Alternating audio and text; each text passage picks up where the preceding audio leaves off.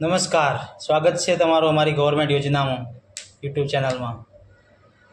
આજે દરેક વિડીયોની જેમ આજે હું અનિલ આપણે એક નવી યોજના વિશે માહિતી લઈને આવ્યો છું।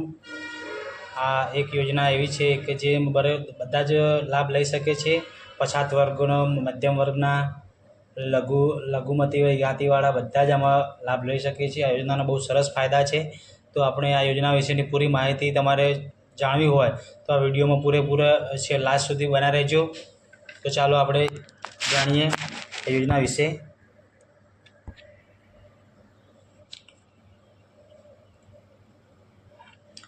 આ યોજનાનું નામ છે પીએમ દક્ષ યોજના। પીએમ દક્ષ વિશે પૂરેપૂરી માહિતી તમારે શું હશે એ બધી તમને હું સ્ટેપ બાય સ્ટેપ સમજાવીશ। તમે શાંતિથી સાંભળજો। આમાં કઈ રીતે એપ્લાય કરવાનું રહેશે, આના શું શું ફાયદા છે, બધું જ હું તમને જણાવીશ, બરાબર। તો પીએમ દક્ષ યોજના એ કેન્દ્રીય યોજના છે, 2020-21માં શરૂ કરવામાં આવી હતી। આ યોજનાનો મુખ્ય ઉદ્દેશ લઘુ જૂથોના યોગના સ્તરનો વધારવાનો હતો, બરાબર।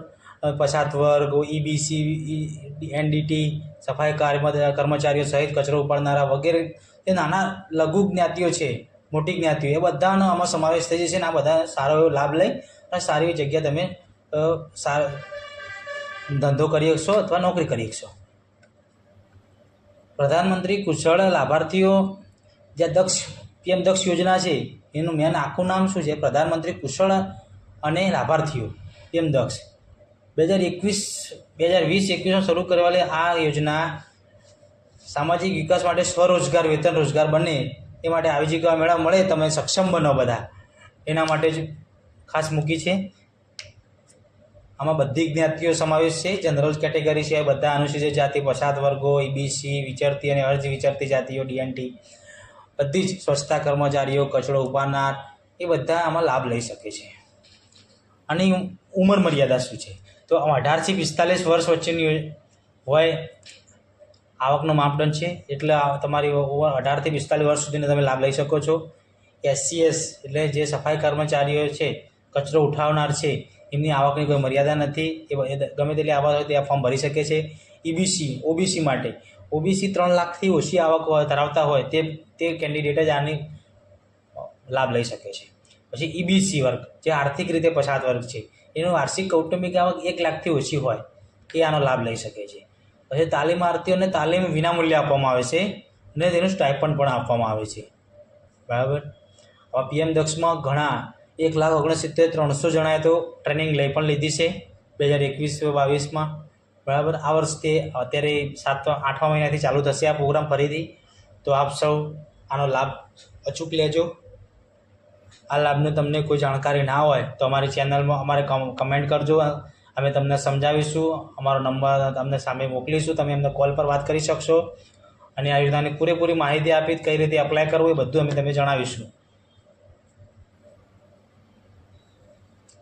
પછી આ યોજનામાં ટોટલ આ વર્ષમાં 213 કરોડ 2021થી 2022 સુધી છેલ્લા 3 213 કરોડ ખર્ચ આપવામાં આવ્યો છે, બરાબર।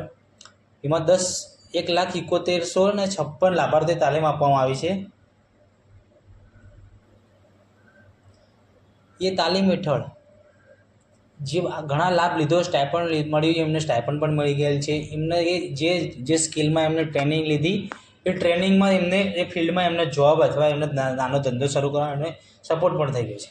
આ યોજના ક્યાંથી કંટ્રોલ કરવામાં આવે છે, યાની કઈ મિનિસ્ટ્રી આમાં લાગુ પડે છે? રાષ્ટ્રીય અનુસૂચિત જાતિ નાણાં વિકાસ નિગમ, રાષ્ટ્રીય પછાત વર્ગ નાણાં વિકાસ નિગમ, નેશનલ સફાઈ કર્મચારી ફાઇનાન્સ એન્ડ ડેવલપમેન્ટ કોર્પોરેશન, આ ઘણા જે 3-4 આપણી મિનિસ્ટ્રી છે એ આમાં સમાવેશ કરે છે।